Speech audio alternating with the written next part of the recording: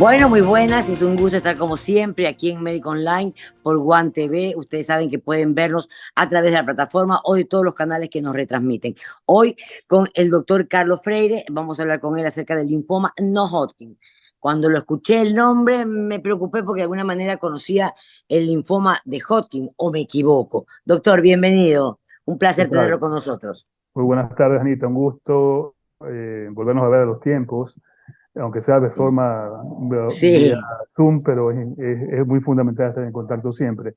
Bien, los linfomas en general es una patología maligna, los cuales se dividen en Hodgkin y no Hodgkin. Ambos, la palabra Ah. linfoma engloba todo, pero es como decir el ser humano, hombre y mujer, ¿no? Hay dos géneros, ¿no? Aunque actualmente hay otra cosa más, pero bueno. El linfoma de Hodgkin, linfoma de Hodgkin y linfoma no Hodgkin. Las diferencias muchas veces son de acuerdo a a la incidencia del mismo, en la presentación del mismo, aunque es muy similar, se comportan de forma muy similar. Es una enfermedad linfoproliferativa, por eso se llama linfoma, porque viene derivado de los ganglios linfáticos. Es una enfermedad que muchas veces nace en la médula ósea, nace en nuestro esqueleto. Acuérdense que nuestro esqueleto, nuestro hueso es el que produce sangre. Por eso vimos a veces trasplante de médula ósea, ¿sí? Porque es de la médula del hueso es la que produce nuestra sangre. Entonces, eh, nosotros en la sangre tenemos los glóbulos blancos, glóbulos rojos y plaquetas, y dentro de los glóbulos blancos tenemos los linfocitos. Y estos linfocitos forman parte de nuestra inmunidad, de nuestra defensa, al igual que los neutrófilos. Pero los linfocitos forman muy importante parte de nuestra defensa y estos pueden ser linfocitos B o T. Cuando estos linfocitos están alterados por alguna manera, de alguna enfermedad, en este caso un linfoma, se expresan se llama OMA porque es tumor, entonces se expresan como una masa. Usualmente los ganglios que tenemos todos en nuestro cuerpo está Ujú. lleno de ganglios linfáticos, se comienzan a agrandar, comienzan a crecer de una manera muy importante y sostenida y no decaen. Es decir, tienes un ganglio que crece, crece y se mantiene así. No pasa una semana, pasa 2 semanas, piensa que es una infección, lo trata como infección. Si es infección, disminuye y desaparece, pero en este caso, en el linfoma no desaparece. Entonces, hay una premisa que nos enseñaron hace mucho tiempo a todos los hematólogos, que si tienes un ganglio muy grande y tiene más de un mes que no cambia de tamaño, que no disminuye, puedes pensar en un linfoma. ¿Duelen? No, salvo que estén cerca de algún área donde pase un trayecto nervioso, ¿ok?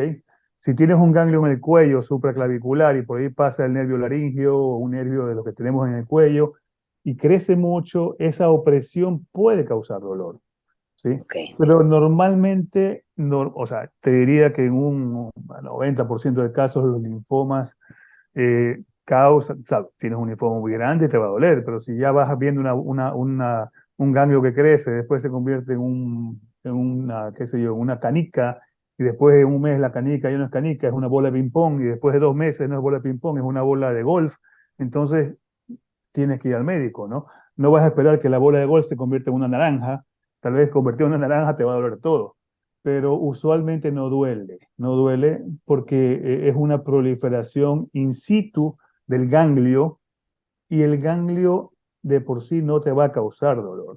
Causa dolor cuando estás presionando o estás involucrando un trayecto nervioso, básicamente ahí es cuando te va a doler. O sea que hasta que no lo ves, de alguna manera no lo detectas entonces. Ese es el gran problema del linfoma. Muchas veces, yo te diría que más de las 3/4 partes de los linfomas, en un 75-80% de los casos, tienes unos síntomas muy peculiares que te llaman la atención y que te hacen pensar en un problema hematológico maligno en este caso, ¿no? Podemos ver, yo creo que hay unas diapositivas por ahí. En la primera que yo le envié, ahí podemos ponerla si es posible, podemos compartirla. Ahí se van a ver lo típico que te hace pensar en un linfoma. Básicamente son ganglios que te crecen. Los ganglios los tenemos en todo el cuerpo, pero donde más predilección tienen los linfomas es en el cuello, a nivel supraclavicular, a nivel submaxilar, a nivel occipital, a nivel axilar. Y estos ganglios al crecer, y ya se mantienen mucho tiempo, como te digo, más de un mes ya crecidos, hay que investigar. es muy común en los niños, por ejemplo, en los niños puede confundir porque los niños tienen muchas infecciones virales y Claro. 90% de las infecciones virales se asocian a ganglios, ¿sí?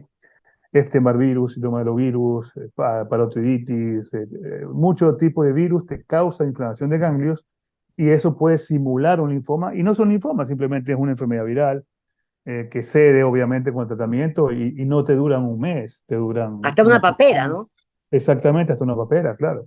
Entonces te duran una semana y desaparece, o 10 días y desaparece. El linfoma no desaparece, el linfoma está ahí y sigue creciendo. Si no se trata, el linfoma crece porque está en su hábitat, está creciendo, está alterando los ganglios del cuerpo.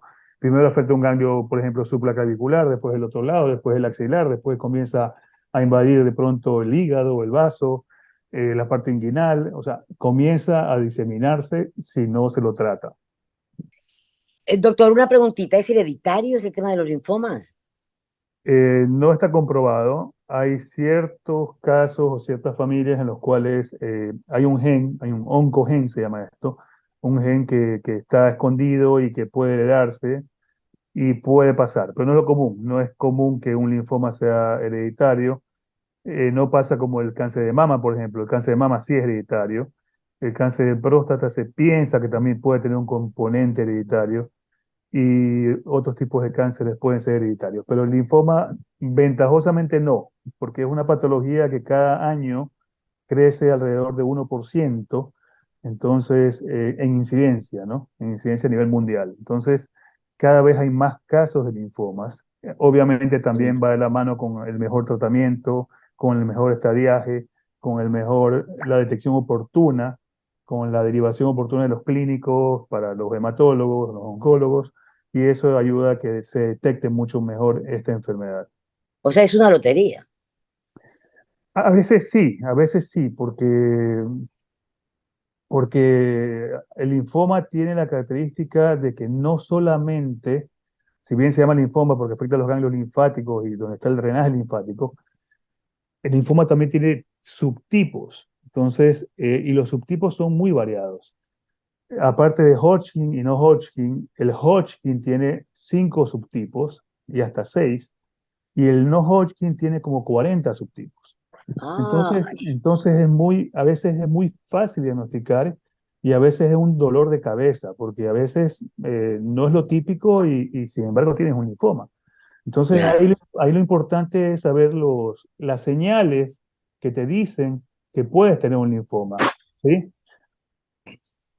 En el caso del cáncer de mama que usted mencionó hace un momentito, doctor, una de las cosas que se chequea apenas se presenta es el tema de si los ganglios han sido no contaminados. Y Claro. en ocasiones con retirar el centinela, aparentemente es el que manda, o parte de la cadena, el tratamiento da a entender como que está de alguna manera controlado el cáncer. ¿Es así o no? En caso de tumores sólidos, sí cuenta mucho eso, porque el tumor sólido muchas veces empieza in situ y después se disemina. Entonces, al hacer la intervención quirúrgica, al sacar la muestra, el cirujano siempre va a buscar la siembra ganglionar que pueda existir o no, que es lo que se llama el ganglio centinela. En el linfoma, en cambio, no, porque muchas veces el linfoma nace en el ganglio. Entonces, Ah, hay claro. personas que piensan, uy, ya tienes metástasis. Y mentira, el linfoma nace en el ganglio. Entonces, tú vas a tener ganglios tomados ya. Entonces, tienes un linfoma y se acabó. En el estadiaje se hace una cosa que se llama la biopsia de médula, la punción de médula en el hueso, en la cresta ilíaca. Ajá, sí, ¿por qué, Eso, doctor? porque eso ayuda a decir si el linfoma solamente está localizado en el sitio donde se detecta. Puede ser ganglio supraclavicular, puede ser axilar, o también tienes el compromiso de la médula, o sea, compromiso del hueso. Eso nos ayuda a Y ahí decir, cuál sería el tratamiento cuando ya se detecta que sí eh, está? mira, en el tratamiento va de la mano del estadiaje y yo no sé si puedas poner, Julio, la gráfica. En la gráfica, en las diapositivas que yo te envié, en la gráfica se ve claramente cómo puede estar diseminado el linfoma y, y es importantísimo hacer estadiaje porque independientemente si es estadio 1 o 4, la terapia es igual. Solamente cuando tienes estadio Ah, 1, cuando tienes estadio 1A, que es muy raro, que puede pasar, pero es muy raro, el tratamiento es solamente radioterapia y se acabó, ¿sí? Usualmente, y yo te diría que en el 90% de casos, cuando el paciente ya va al médico, cuando lo derivan al médico, Ujú. ya tienes un estadio por lo menos 1B o estadio 2. Hay 4 estadios, o estadio 2. Ya con el estadio 1B tienes que hacer quimioterapia. Solamente en estadio 1A no haces quimioterapia. Y esa letra A o B depende si eres asintomático, que es A, asintomático, o B, si tienes síntomas. Eh, Hagamos una cosa, doctor, vámonos a una ¿Verdad? pequeña pausa, Sí, retomamos enseguida y la verdad es que está sumamente interesante el tema en esta oportunidad. Ya regresamos. muy bien, gracias.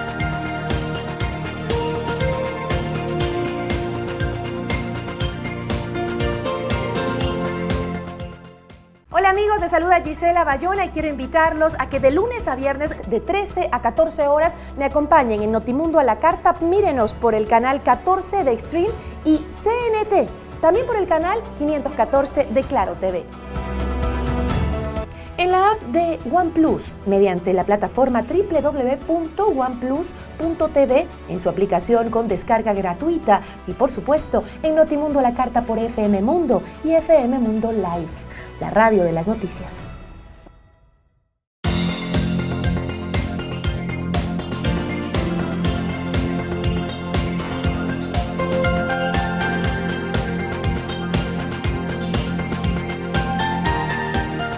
Continuamos con el doctor Carlos Freire, es hematólogo. Estamos hablando del linfoma no Hodgkin.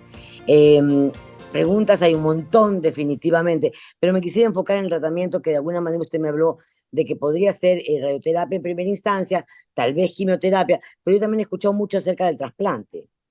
Sí, el trasplante es como dice uno, es la boya de salvataje.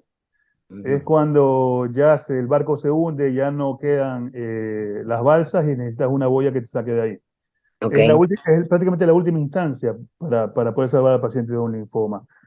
El linfoma es una enfermedad que en los últimos 20 años ha mejorado muchísimo la sobrevida y el pronóstico. ¿Por qué? Porque actualmente hace 20, en los años 90 se usaba todavía la quimioterapia estándar, que todavía se Ajá. usa, pero desde el año 97, 96 ya se incorporó el uso de biológicos, el uso de anticuerpo monoclonal, ¿sí? Ok.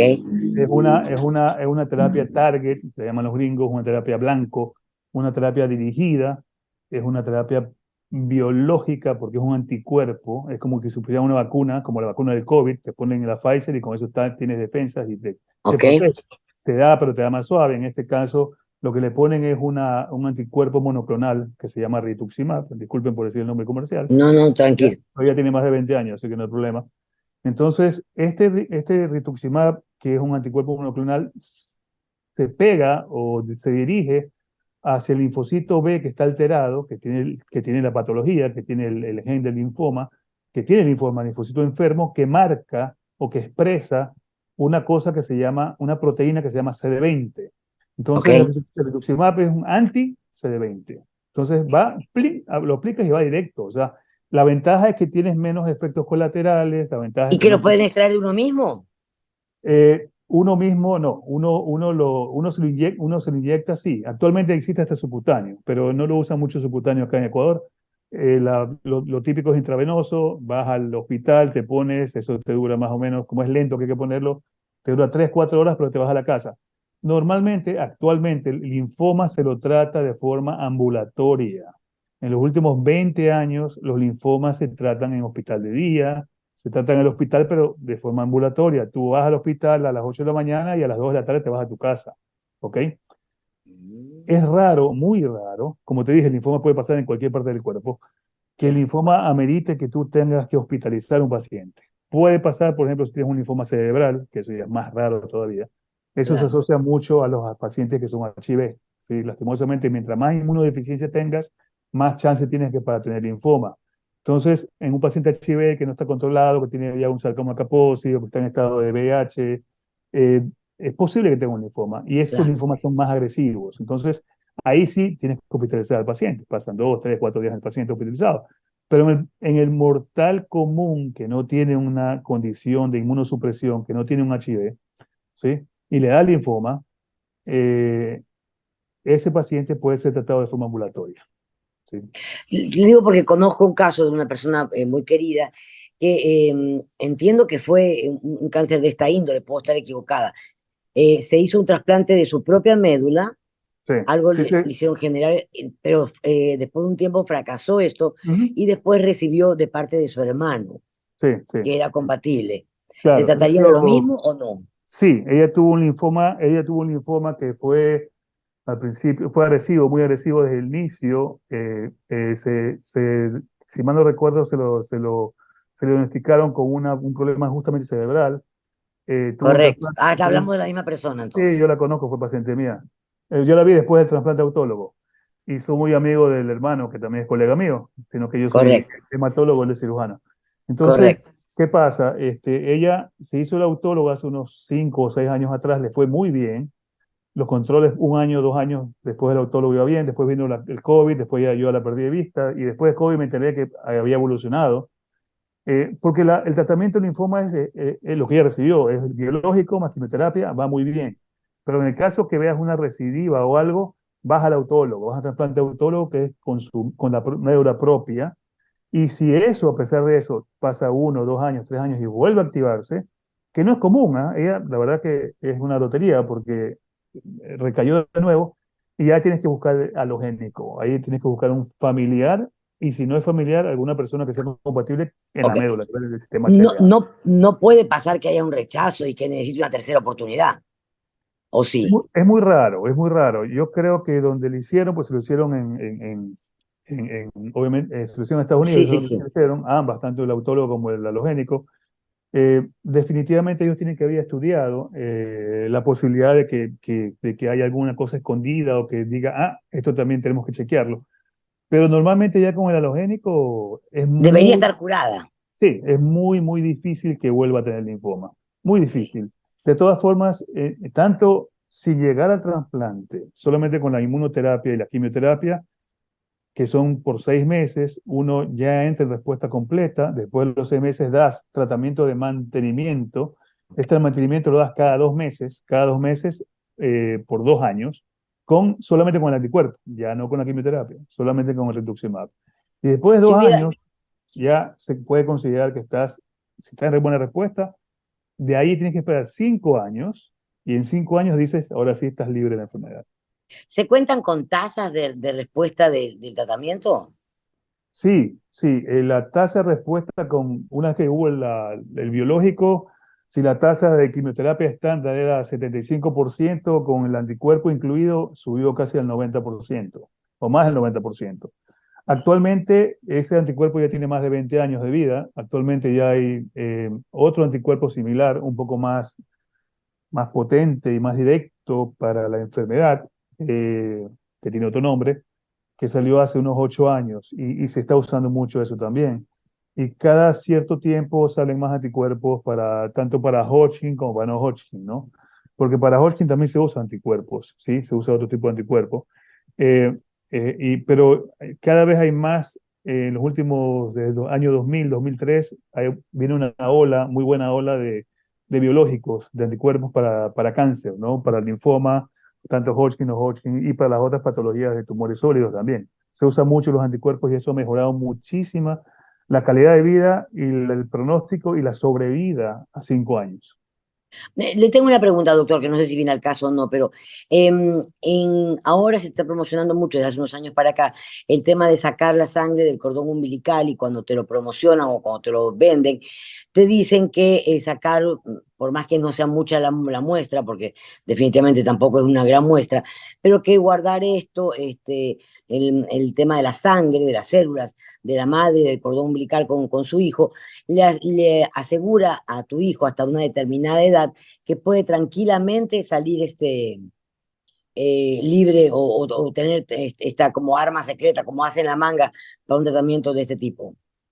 Sí, sí, no. Por ejemplo, el uso hace más de 20 años, hace 30, hace 40, hace 30 más años, un poquito más, comenzó el apogeo de las Ajá. células madre de cordón. El primer trasplante de cordón se hizo en Francia, lo hizo Elian Gluckman, que trabaja en San Luis, ya se jubiló Elian Gluckman y tiene como 80 años. Lo hizo en 1980 87, 88, algo así, fue el primero.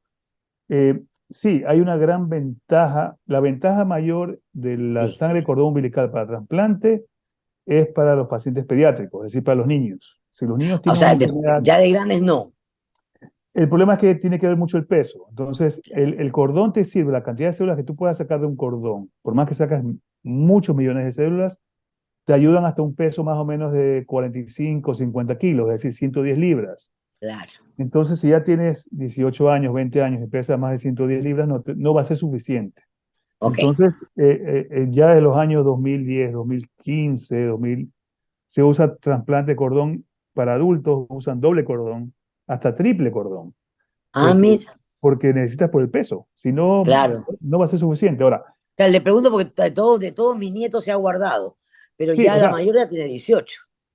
claro, o sea, te puede servir. Es como decir, es como te dice, tengo una póliza una póliza en el banco de plata y tengo para pagar la universidad de mi hijo, por decir así, te va a servir. Claro, claro, Pero si tu hijo no estudia en la universidad y quiere gastarse en otra cosa, se lo gasta en otra cosa. O sea, claro, claro. la comparación es un poco burda, No, no, no, no, pero, pero es es así, o perfecta sea. porque lo explica. Doctor, una última preguntita. En ocasiones, esta sí le va a parecer folclórica tal vez. Muchas personas dicen, ay, yo tengo una bolita aquí, yo soy una de ellas. Tengo una Ujú. bolita por acá, qué sé yo, en la pierna, yo me la he hecho chequear con ecografía. Ajá, Y aparentemente es grasa, no tiene nada y la tengo años y no es una, tengo como dos o tres. Y me han claro, dicho, no te preocupes, no te las toques tampoco. claro. Sí, eso se llama lipoma, no es linfoma, es lipoma. Es un Ya, tumor de grasa benigno que cuando molesta o se crece mucho y se sabe que es grasa porque el eco te ayuda a determinar la naturaleza más o menos de lo que puede ser, entonces o te lo puedes sacar y si no te fastidia te lo dejas ahí, no pasa ok, absolutamente nada. Ahora, en los exámenes complementarios que se deben usar para el linfoma no Hodgkin está justamente desde el eco simple de abdomen, una radiografía de tórax, hasta la tomografía y algo que es muy útil, lastimosamente no está al alcance de todos porque es la caro, resonancia. es el PET scan, sobre todo. Ah, claro. La resonancia también, pero el PET scan es mucho más informativo. Claro. Entonces, mientras se puede hacer un PET scan de inicio y después un Y mes, solo lo hacen en Solca. ese es el gran inconveniente también. O sea, bueno, qué bueno que tengamos donde hacerlo, pero lo ideal sería que haya más sitios, ¿sí? Claro. Porque es una cosa necesaria, es una herramienta muy útil, muy útil. Muy útil, muy útil. Ay, doctor, no sé si se me escapó algo, ya tengo que cerrar la entrevista, pero no sé si alguna cosita quedó pendiente que sería importante recalcarla. Mire, lo importante de esta enfermedad es que cuando uno tiene, como dije al principio, un ganglio que crece, sea en el cuello, sea la bolita, como tú dices, en la axila, en el cuello, en el codo, la ingle, y que ya tiene un mes y sigue creciendo, hazte un eco y si el eco te sospecha algo, tienes que hacerte una biopsia, porque puedes tener un linfoma ahí asociado. Aparte de la bolita, lo típico que uno tiene que pensar en un linfoma es cuando tienes pérdida de peso sin necesidad de hacer dieta, de más de Claro, 10% de tu peso normal, pesas ok, 180 libras y pierdes claro, 28 libras o más en menos de 3 meses, sí, puedes pensar en un linfoma. totalmente. Si comienzas a tener sudoración nocturna, comienzas a transpirar en la noche, a pesar que vives en Guayaquil, transpiras mucho de la noche, con aire acondicionado, pero igual sudas mucho, pérdida de peso, sudoración nocturna y fiebre, que fiebre va a ser máximo de 38 grados. Es decir, febrícula o fiebre, no más de eso. Si eso dura mucho tiempo, más Perfecto, de 15 días, puedes pensar en un linfoma. perfecto. Doctor, ha sido como siempre un placer conversar con usted aquí en Médico Online. Entiendo que en generador va a salir su número telefónico, cómo ubicarlo en las redes sociales, para cualquier Ok. tipo de consulta. Estoy segura que habrá muchas personas que quieran sacar una cita para poder conversar con usted. Muchas gracias a ti, Anita. Siempre un gusto estar con ustedes. Gracias, Siempre lo importante es informar a las personas tal cual. tengan una idea para que se conozcan, porque esto es algo que pasa todos los días, aunque parezca Así es. raro, pero sí pasa. Así. Será hasta la próxima oportunidad. Muchísimas gracias. Muy buenas tardes. Buenas tardes, gracias.